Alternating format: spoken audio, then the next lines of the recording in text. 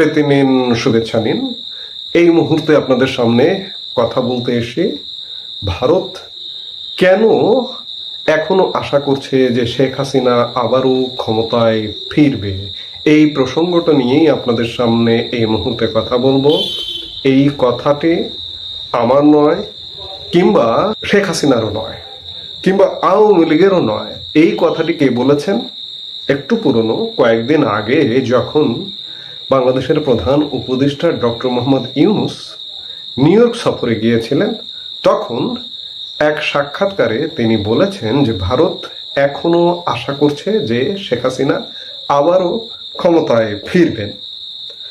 তিনি সাক্ষাৎকারে বলেছিলেন যে ভারতের স্বার্থ সম্পর্কিত এক প্রশ্নের উত্তরে তারা, অর্থাৎ ভারত, বরাবরই তাকে সমর্থন করে আসছে। যারা তার পেছনে আছেন তারা সম্ভবত এখনো আশা করছেন যে তিনি পূর্ণ গৌরবের সঙ্গে বাংলাদেশে ফিরে আসবেন, একজন বিজয়ী নেতা হিসেবে ফিরবেন। এই কথাটি ডক্টর মোহাম্মদ ইউনূস তার সাক্ষাৎকারে বলেছেন। বলবার বহুমুখী কারণ আছে। ডক্টর মোহাম্মদ ইউনূস অন্ততপক্ষে একজন পেশাজীবী মানুষ, এনজিও চালিয়েছেন দীর্ঘদিন। যখন দেশ চালাতে এসছেন তখন তিনি আসলে বুঝতে পারছেন যে তিনি যেভাবে চালাতে চান বা দেশটাকে, যে কোনো মানুষ কথা বলবে না, কথা না বলে সমর্থন দেবে, অকণ্ঠ সমর্থন দেবে তাকে। কিন্তু গত 14 মাসে তিনি সেটি করতে পারেননি। তার নিজেরও তো, তিনি রাতে যখন চিন্তা করেন তার নিজেরও তো একটা চিন্তা থাকে বা একটু ভাবনা আসে যে এই যে 14 মাস কাটিয়ে দিলাম, আমি আসলে কি করলাম, আমার অর্জনগুলা কি। অর্জনের কথা যখন তিনি নিজেই চিন্তা করেন তখন অর্জনের পাল্লা একদম শূন্য। তখন স্বাভাবিকভাবে তার মনেই হতে পারে যে শেখ হাসিনা নজিরবিহীনভাবে পৃথিবীর ইতিহাসে যে পতিত একটা সরকার অভ্যুত্থানের মাধ্যমে বা ষড়যন্ত্রের মাধ্যমে, আন্দোলনের মাধ্যমে পতন হয়ে সাথে সাথে রিপিট ক্ষমতায় আসে, এটা তো হয় না। কিন্তু ডক্টর ইউনূসের মধ্যে এই ভাবনাটাও হয়তো এখন কাজ করে যে রেকর্ড করবে।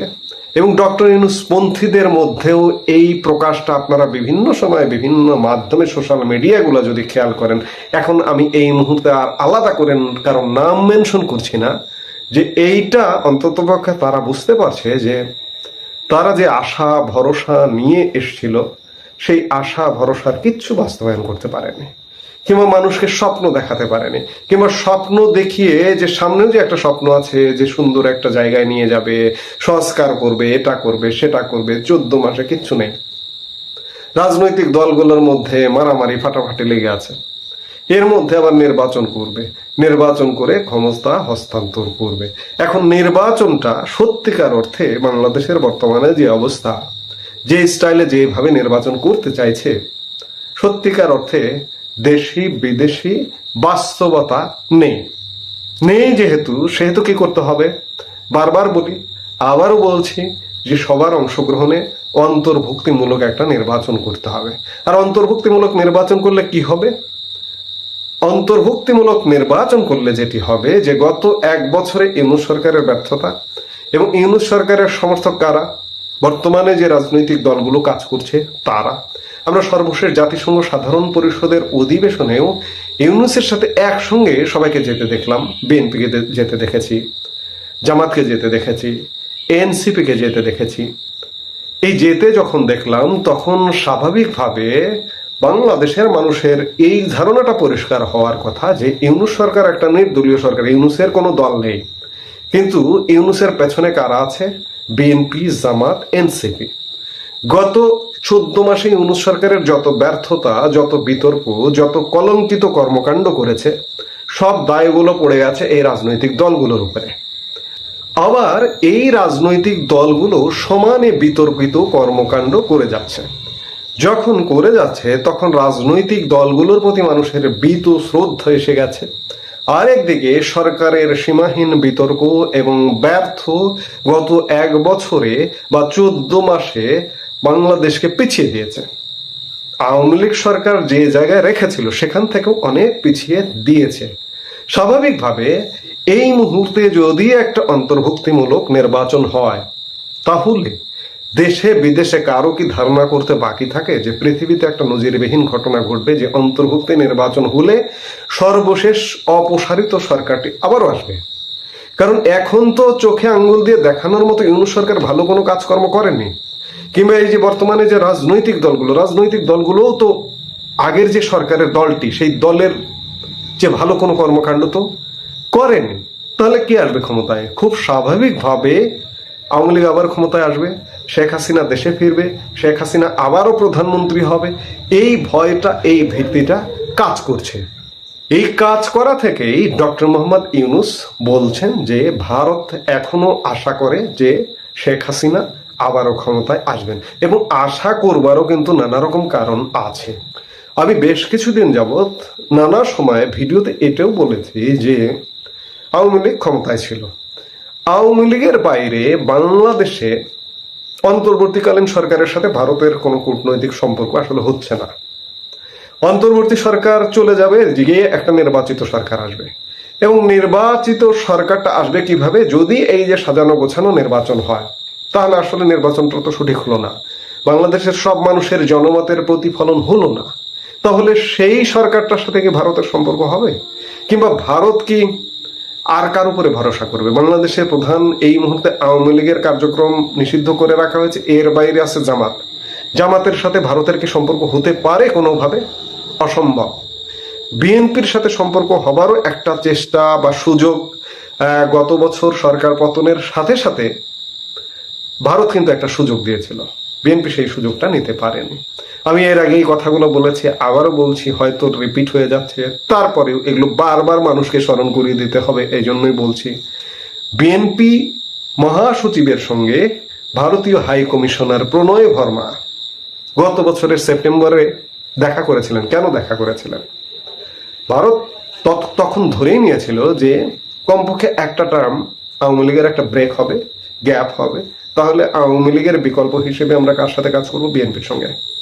কিন্তু গত 13-14 মাসে বিএনপি ভারত নিয়ে যে খেলা খেলছে, লীলা খেলা খেলছে, জামাতের সুরে কথা বলছে, বিএনপি একটা মধ্যপন্থার দল, সেই মধ্যপন্থার জায়গায় বিএনপি নেই, মুক্তিযুদ্ধ নিয়ে কোনো জোরালো কোনো ভূমিকা পালন করে না, মুক্তিযুদ্ধ নিয়ে কলঙ্কিত করবার চেষ্টা হচ্ছে, তারপরে বিএনপি কোনো জোরালো ভূমিকা পালন করে না, অর্থাৎ সাম্প্রদায়িকতা এবং সাম্প্রদায়িকতার বিষ বাষ্প ছড়ানো হচ্ছে, সেটি নিয়েও বিএনপি খুব জোরালো কথা বলে না। আবার ভারতের সাথে সম্পর্ক উন্নয়নের চেষ্টাটাও প্রকাশ্যে দেখা যায় না, যদিও বিভিন্ন সূত্রের বরাত দিয়ে জানা যায় যে বিএনপি ভারতের সাথে যোগাযোগের একটা চেষ্টা অব্যাহত রেখেছে এই ইদানিং কালে। কিন্তু এখন আর ভারত বিএনপিকে বিশ্বাস করে না, জামাতকে তো বিশ্বাস করবেই না। বিএনপিকে বিশ্বাস না করবার নানা কারণ আছে। 2001 থেকে 6 সালের সেই ক্ষমতাকাল, সেভেন সিস্টার্সকে অস্থির করবার প্রচেষ্টা বিএনপি জামাত জোট আমলে, এরপরেও ভারত সবকিছু ভুলে বিএনপিকে একটা স্পেস দেবার চেষ্টা করেছিল, কিন্তু বিএনপি নির্বোধ, বিএনপি সেই সুযোগটা নেয়নি। যার দরুন আজকে আওয়ামী লীগকে আপনি যতই ঠেলে ফেলেন না কেন, ডক্টর ইউনূস যে কথাটি বলেছেন যে ভারত এখনো মনে করে শেখ হাসিনা আবারও ক্ষমতায় আসবেন, শেখ হাসিনা দেশে ফিরবেন, ডক্টর ইউনূস যে কথাটি বলেছেন এটি একদম সত্য কথা বলেছেন, যে বাংলাদেশের প্রেক্ষাপট সত্যিকার অর্থে প্রস্তুত হয়ে গেছে, যে একটা অন্তর্ভুক্তিমূলক নির্বাচন হওয়া মাত্র আওয়ামী লীগ ভূমিধস বিজয়ে ক্ষমতায় আসবে। এটি আমরাও কখনো কল্পনা করিনি যে আওয়ামী লীগ এত তাড়াতাড়ি কামব্যাক করবে। গত বছর যখন আওয়ামী লীগের পতন হলো তখন কেউ কল্পনা করেনি, কেউ 10-20 বছরও বলেছে। কিন্তু বর্তমান বাংলাদেশের বাস্তবতা, ইউনূস সরকারের ব্যর্থতা, রাজনৈতিক দলগুলোর সীমাহীন বিতর্কিত কর্মকাণ্ডের কারণে আজকে আওয়ামী লীগ প্রাসঙ্গিক হয়ে উঠেছে, এবং দেশের মানুষ, আপামর জনসাধারণ মনে করছে যে আওয়ামী লীগকে ভোট দিয়ে ক্ষমতায় আনবে, ভোট দেওয়ার সুযোগ পেলে।